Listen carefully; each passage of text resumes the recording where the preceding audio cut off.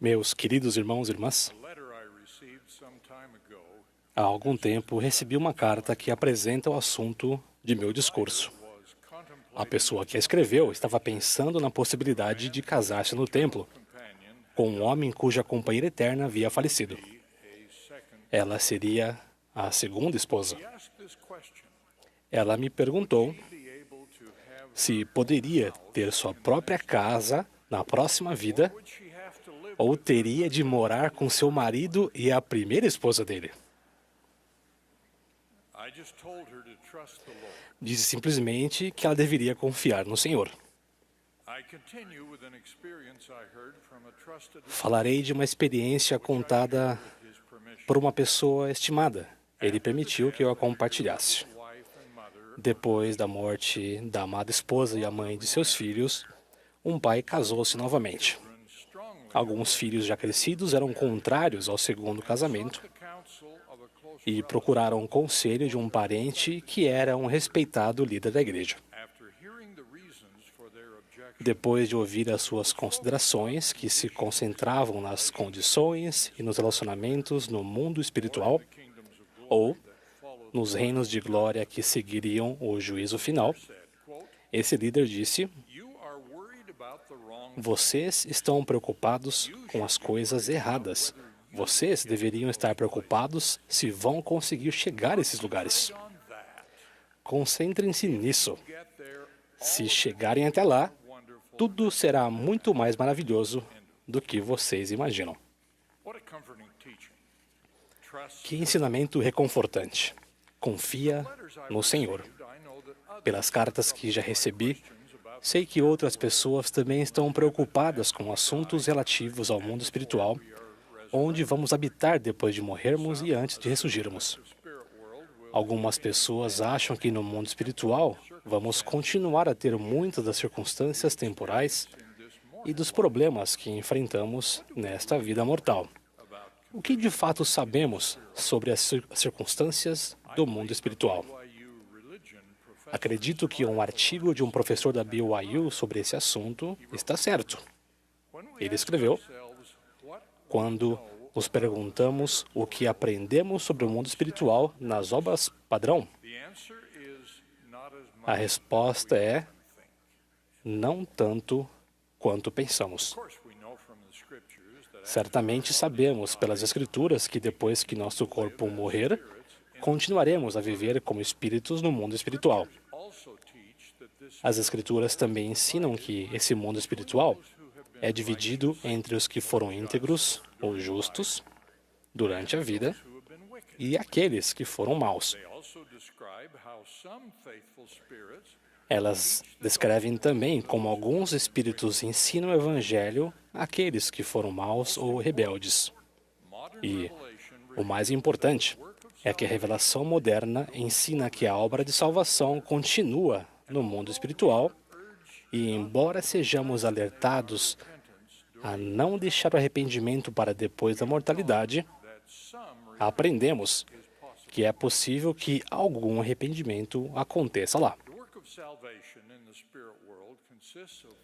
O trabalho de salvação no mundo espiritual consiste em libertar os espíritos do que as Escrituras frequentemente descrevem como escravidão. Todas as pessoas no mundo espiritual estão sob a mesma forma de escravidão. A grande revelação do presidente Joseph F. Smith, consagrada na seção 138 de Doutrina e Convênios, afirma que aqueles que morreram e que foram justos, que estavam em um estado de paz enquanto aguardavam a ressurreição, consideravam o longo tempo em que seu espírito estava ausente do corpo como uma escravidão. Os injustos sofrem uma escravidão adicional. Devido aos pecados dos quais não se arrependeram, eles estão em um estado que o apóstolo Pedro chamou de espíritos em prisão. Esses espíritos são descritos como aprisionados ou cativos, ou atirados nas trevas exteriores com pranto e lamentação e ranger de dentes, enquanto aguardam a ressurreição e o julgamento. A ressurreição para todos no mundo espiritual é garantida pela ressurreição de Jesus Cristo, ainda que ocorra em épocas diferentes para grupos diferentes. Até aquele tempo designado, o que as Escrituras nos dizem sobre as atividades no mundo espiritual se referem principalmente ao trabalho de salvação. Pouca coisa além disso foi revelado. O Evangelho é pregado aos que não o conheceram, aos que não se arrependeram e aos rebeldes, para que possam ser libertados da escravidão e prosseguir rumo às bênçãos que o Pai Celestial tem reservadas para eles. A escravidão do mundo espiritual, que se aplica às almas justas e convertidas, é a necessidade de aguardar e talvez até mesmo de poder incitar a realização de suas ordenanças vicárias na terra, para que sejam batizadas e desfrutem as bênçãos do Espírito Santo. Essas ordenanças vicárias da mortalidade também permitem que eles sigam adiante sob a autoridade do sacerdócio, a fim de ampliar as hostes dos justos que podem pregar o Evangelho aos espíritos em prisão. Além desses conceitos básicos, nosso cânone de escrituras contém pouquíssima informação a respeito do mundo espiritual após a morte e antes do juízo final. Então, o que mais sabemos a respeito do mundo espiritual? Muitos membros da igreja tiveram visões ou outras inspirações que lhes forneceram informações sobre como as coisas funcionam ou são organizadas no mundo espiritual. Mas essas experiências espirituais pessoais não devem ser entendidas ou ensinadas como doutrina oficial da igreja.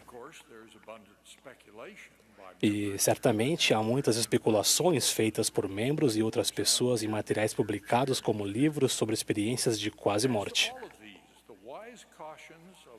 Em relação a esses materiais, é importante lembrar as sábias precauções mencionadas pelo Elder D. Todd Christofferson e pelo Elder Neil L. Anderson em sua mensagem nas últimas conferências gerais. O Elder Christofferson ensinou: devemos lembrar que nem toda declaração feita por um líder da igreja, no passado ou no presente, é obrigatoriamente doutrina.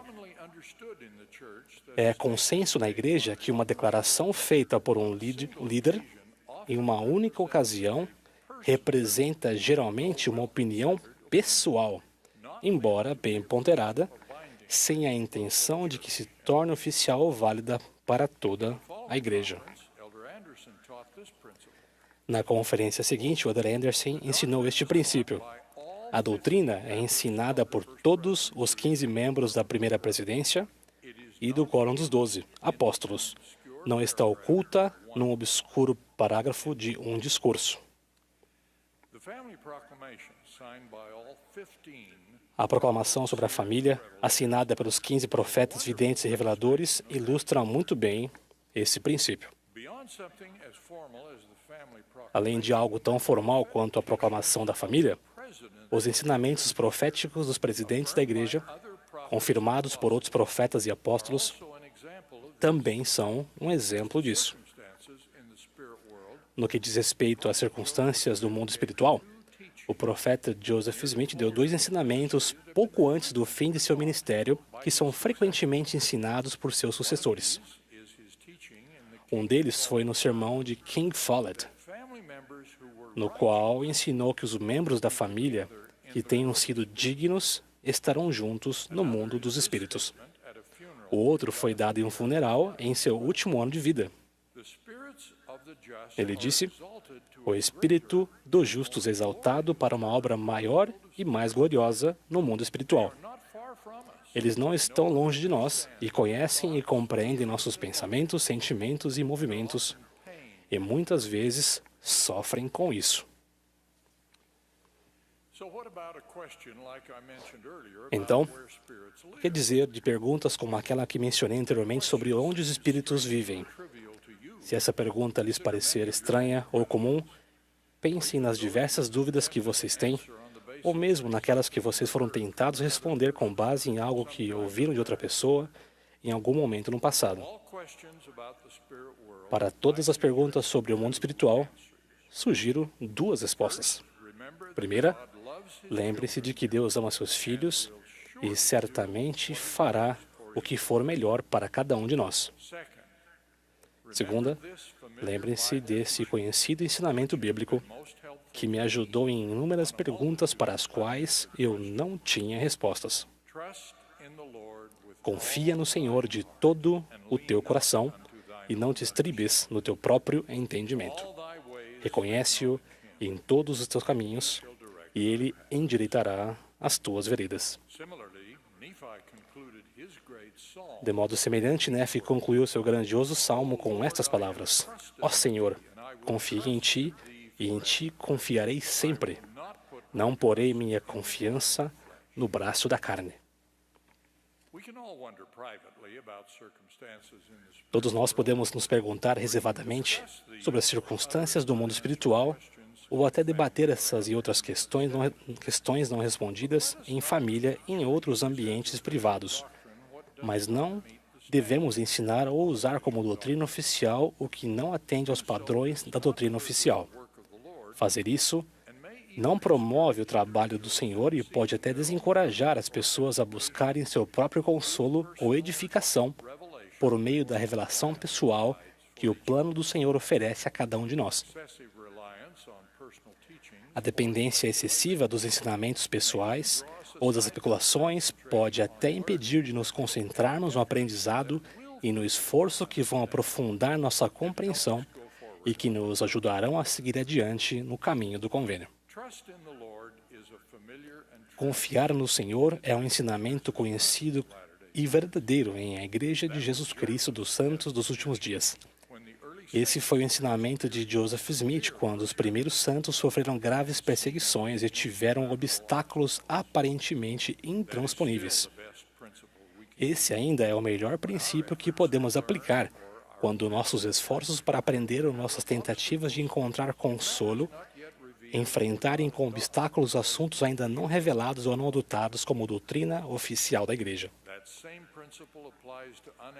Esse mesmo princípio se aplica a perguntas não respondidas sobre selamentos na próxima vida ou reajustes desejados devido a acontecimentos da vida ou a transgressões na mortalidade. Há tanta coisa que não sabemos que nossa única segurança é confiar no Senhor e em seu amor por seus filhos. Conclusão: o que sabemos sobre o mundo espiritual é que a obra de salvação do Pai e do Filho vai continuar acontecendo lá. Nosso Salvador iniciou o trabalho de declarar liberdade aos cativos, e essa obra continua à medida que mensageiros qualificados continuam a pregar o Evangelho, incluindo o arrependimento, àqueles que ainda precisam de seu efeito purificador. O objetivo de todas essas coisas é descrito na doutrina oficial da Igreja, encontrada nas revelações atuais. Os mortos que se arrependerem serão redimidos por meio da obediência às ordenanças da casa de Deus.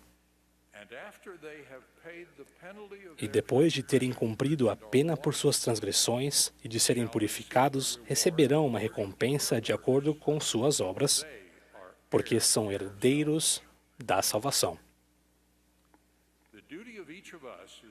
O dever de cada um de nós é ensinar a doutrina do Evangelho restaurado, guardar os mandamentos, amar e ajudar uns aos outros e fazer a obra de salvação nos templos sagrados.